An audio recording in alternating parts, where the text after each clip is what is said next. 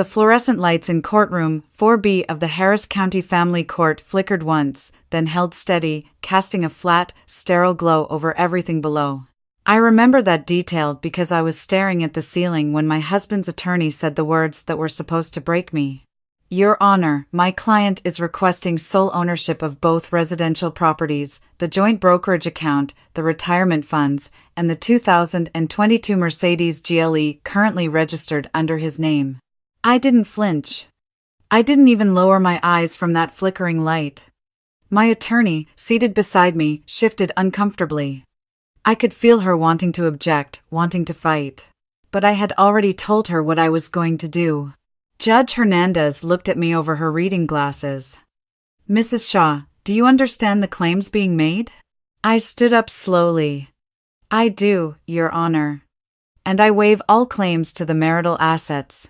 The courtroom went quiet, not the polite kind of quiet. The kind where people forget to breathe. My husband leaned back in his chair with this grin, this lazy, self-satisfied grin that I had seen 1,000 times across our kitchen table, across restaurant booths, across the pillow at night, when he thought he had gotten away with something. He looked at his attorney and actually winked. Judge Hernandez removed her glasses. Mrs. Shaw, I need to be very clear. You are voluntarily relinquishing your legal right to all marital property. The home on Westheimer, the lake house in Galveston, the investment accounts, the vehicle, all of it. Yes, ma'am, I said, this is my decision, I'm not under any pressure. She studied me for a long time. I held her gaze. Eventually, she nodded to the clerk, who brought the documents forward. I signed each one carefully, deliberately, taking my time. My husband watched with barely concealed delight. Under the table, I saw him pull out his phone. His thumbs moved fast. I knew exactly who he was texting. When the last page was signed and the decree entered, I gathered my purse, thanked the clerk, and walked toward the double doors. My heels clicked softly against the marble. I didn't look back. Outside, the Houston heat hit me like a wall. November in Texas doesn't care about your seasons. I stood on the courthouse steps, pulled out my phone, and typed one message. It's done. I'll be there in 20. Then I walked to my car and drove across town to meet the man who was about to change everything. His name was Arthur Keene. He was in his early 60s, silver-haired, with the kind of quiet authority that fills a room without raising its voice. He was already seated at a corner table in a small cafe on Montrose when I arrived, a leather portfolio resting in front of him. Clara, he said, standing to shake my hand. Thank you for coming on such short notice. I know today has been difficult. I sat down across from him. You said it was urgent. He nodded slowly, and something in his expression shifted. The kind of shift that tells you bad news is coming before a single word is spoken. Your grandmother passed away 4 days ago. I felt the air leave me. Not dramatically, not the way it happens in movies, just a slow, quiet emptying. My grandmother, Rose Wynne, had been the one constant in my life. She raised me after my parents died in a car accident when I was 9. She taught me to read, to cook, to keep my head up when the world tried to push it down. And for the last 6 years, she had been living in a memory care facility in Katy, slipping further away from me visit by visit. I hadn't spoken to her in months. My husband told me the facility had restricted visits due to a staffing issue. I believed him. Arthur opened the portfolio. She named you as her sole heir. He slid a stack of documents toward me. I read them twice before the numbers made sense. My grandmother had owned Nguyen Family Pharmacy, a small chain she and my grandfather built from a single storefront in the 1970s. What I didn't know, what no one had ever told me, was that the chain had grown. 5 locations across the greater Houston area. Real estate holdings attached to each one.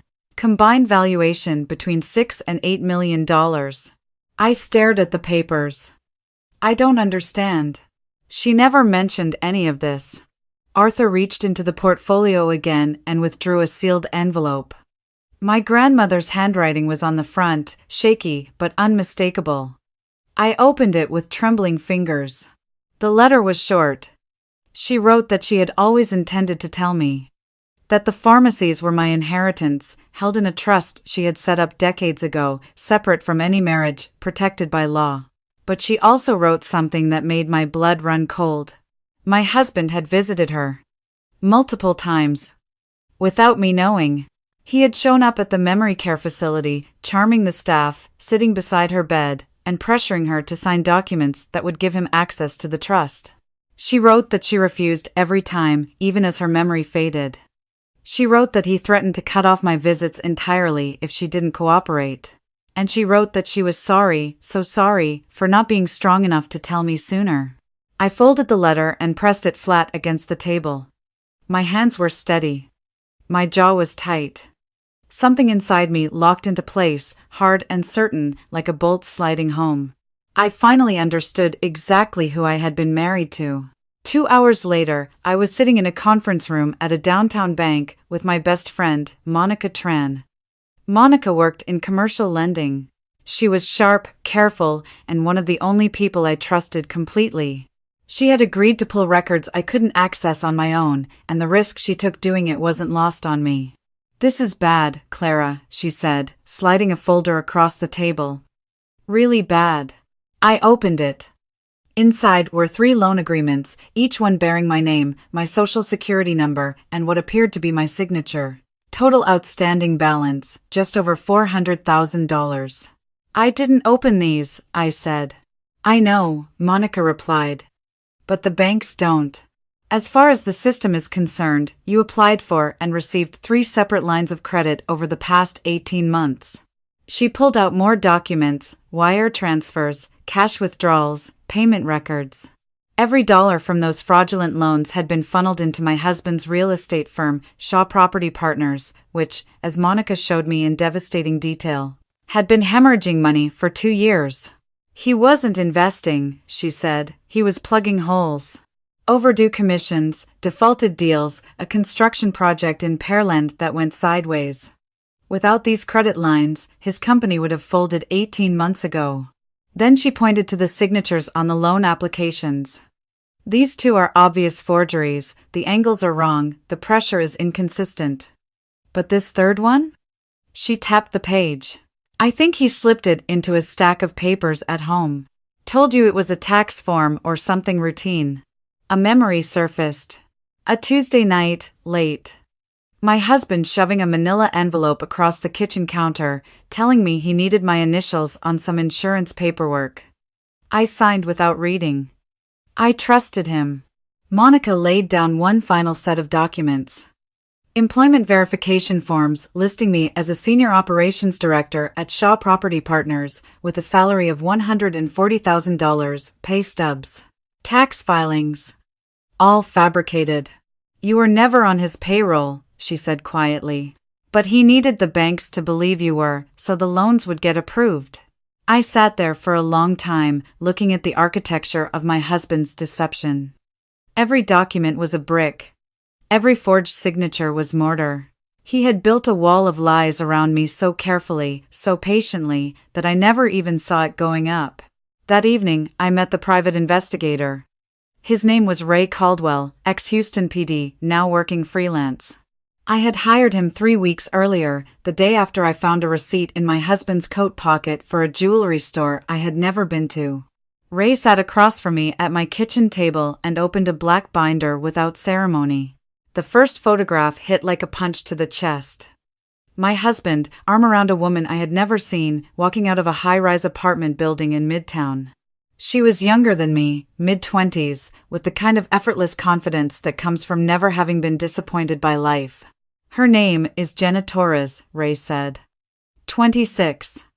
Works part-time as a real estate agent at a boutique firm in the Galleria area. This has been going on for at least 2.5 years. He spread more photos across the table.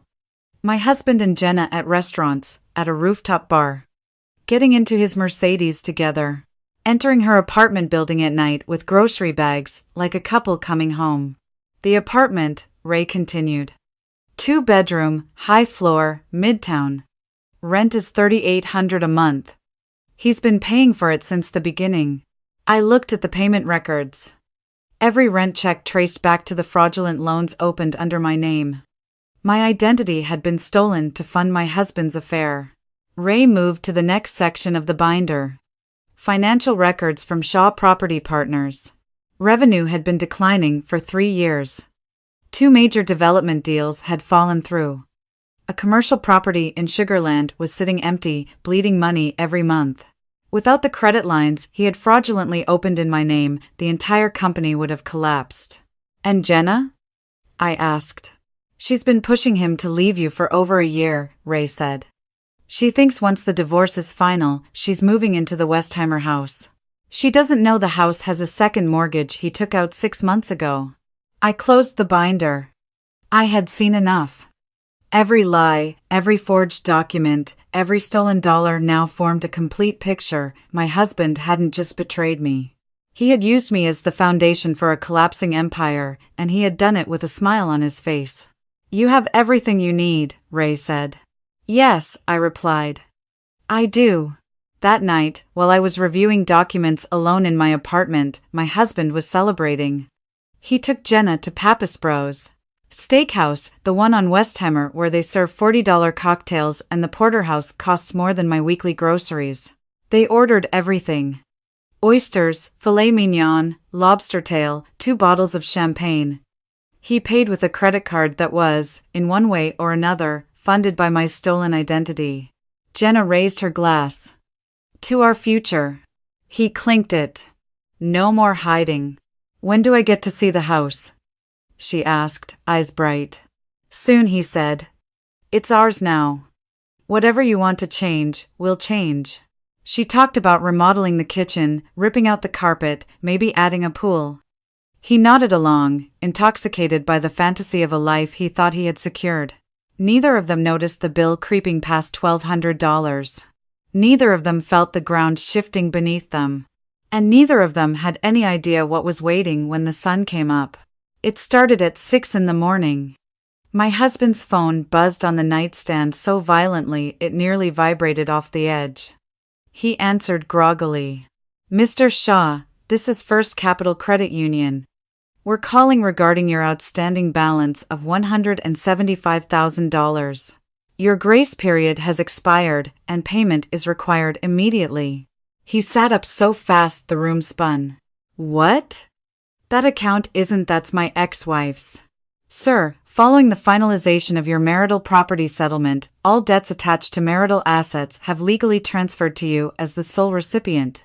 Under Texas community property law, the obligation is now yours. He hung up before the representative finished speaking. His hands were shaking.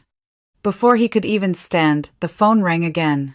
Mr. Shaw, this is Gulf Coast Commercial Lending. We need to discuss the $210,000 line of credit associated with your recent property settlement. As the legal owner of all marital assets, you are now the responsible party. Then a third call, Lone Star National Bank, another $140,000. Same story.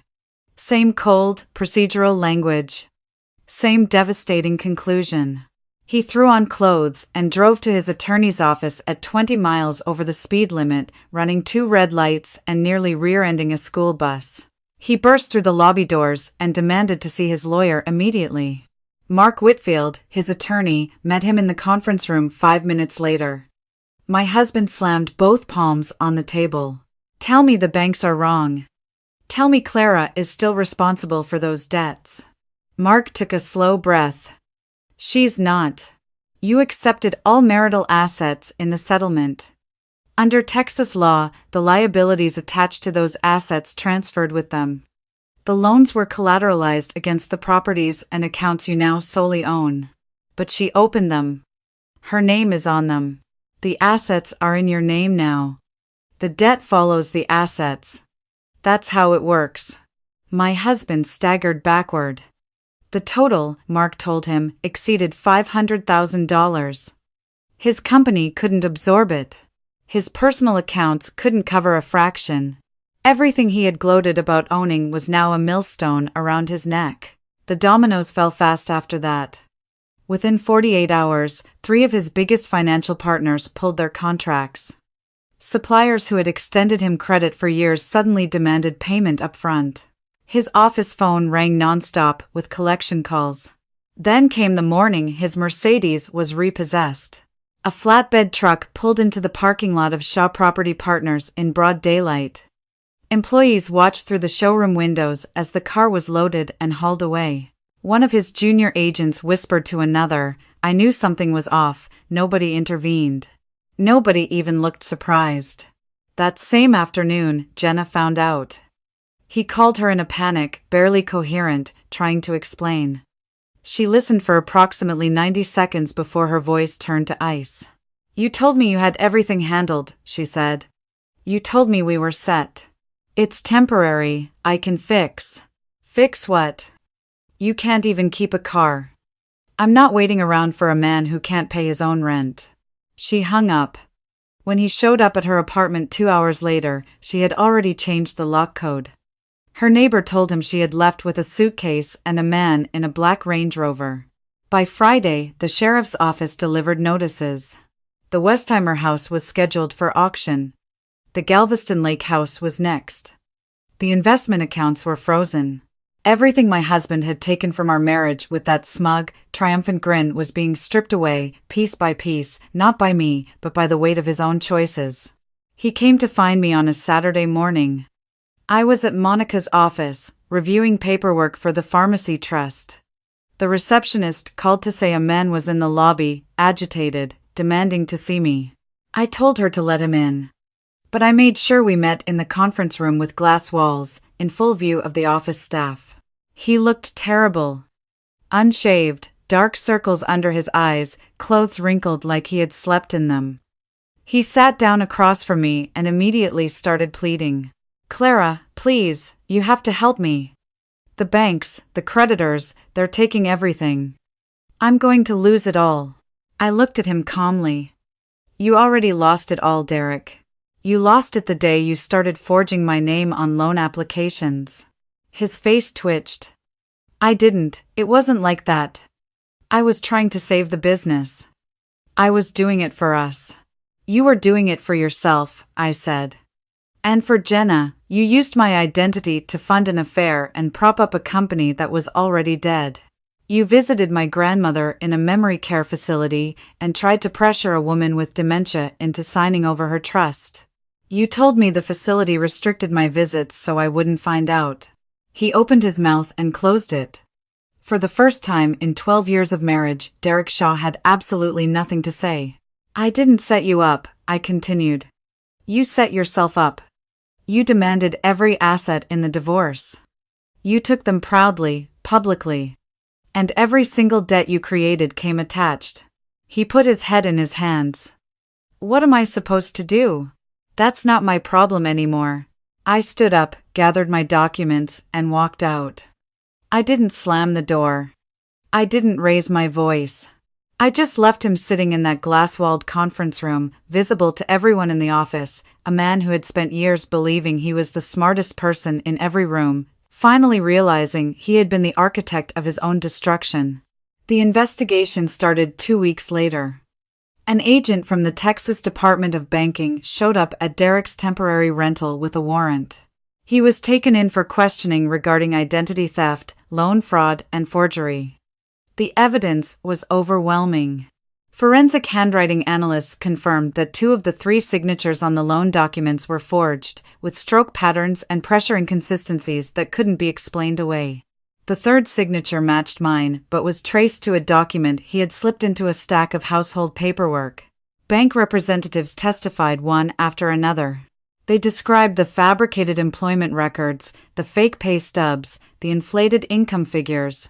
They detailed Derek's evasive answers when questions were raised, his pattern of deflection, his reliance on my good credit score to secure loans he never intended to repay.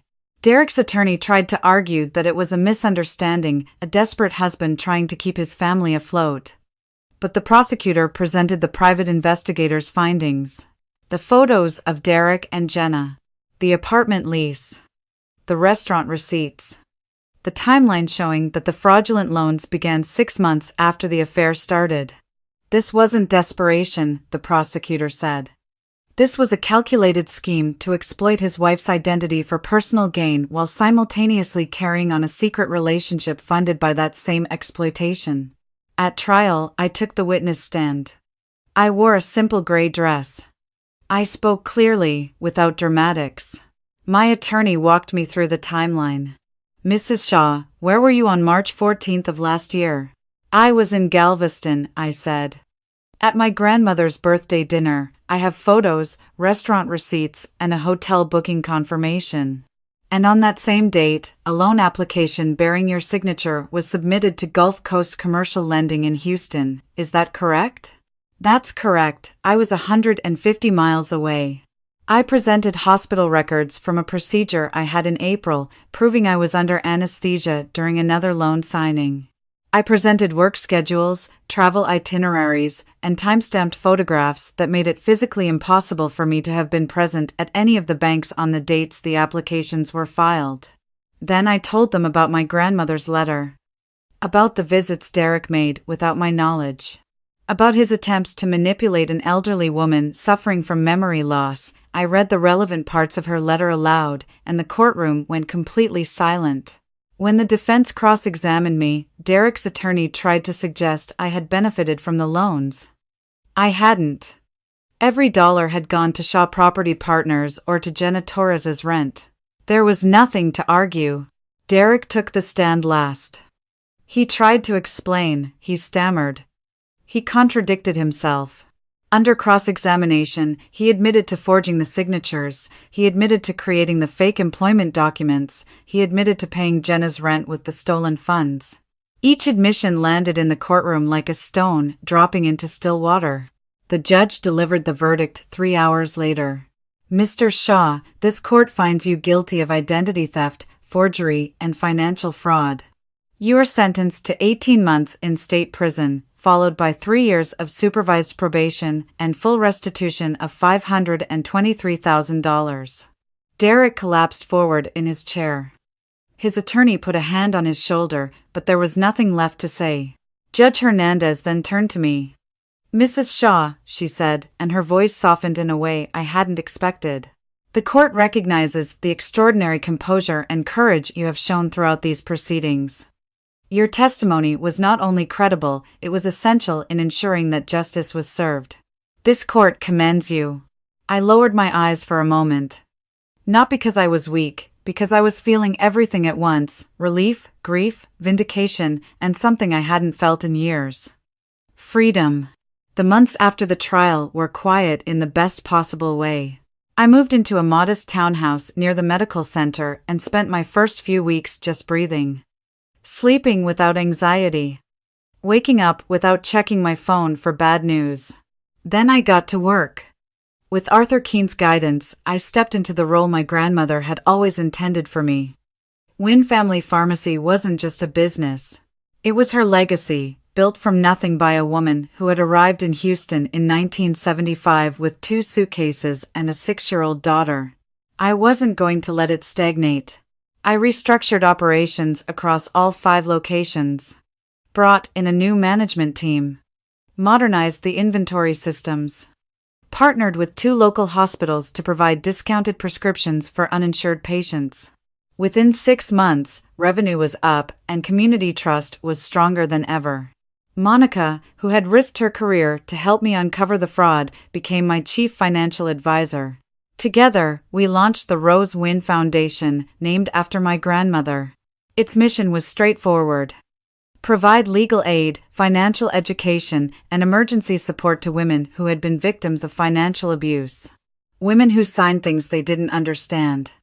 Women whose partners controlled every dollar. Women who didn't know they had options until it was almost too late. At the Foundation's first fundraiser, held in a hotel ballroom downtown, I stood at the podium and looked out at a room full of donors, advocates, and survivors. I didn't give a long speech. I just said what was true. My grandmother taught me that you don't have to be loud to be strong. You just have to know who you are. And you have to be willing to fight for it, even when the person you're fighting is someone you once loved. The applause was warm. But the best part of the evening came later, in a quieter corner of the reception, when a young woman approached me. Her name was Sophia. She was 22, a nursing student at the University of Houston, working 2 jobs and sleeping in her car 3 nights a week because she had fled an abusive household with nothing. We talked for almost an hour. She reminded me so much of myself at that age, fierce and frightened in equal measure, that I had to step outside afterward to collect myself. Over the following weeks, I helped Sophia find stable housing through the foundation. I connected her with a tutor for her pharmacology classes. I showed up at her graduation ceremony 6 months later and cheered louder than anyone in the auditorium. One evening, after a long day at the pharmacy, I was sitting on my back patio watching the Houston skyline glow amber and pink against the fading light.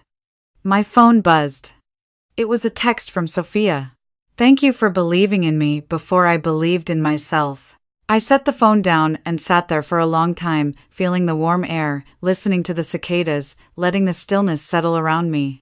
For 12 years, I had lived inside someone else's lies. I had signed documents I didn't read because I trusted the man handing them to me. I had lost time with my grandmother because he told me I couldn't visit. I had given away everything in a courtroom because I knew, with absolute certainty, that the things he was taking would destroy him.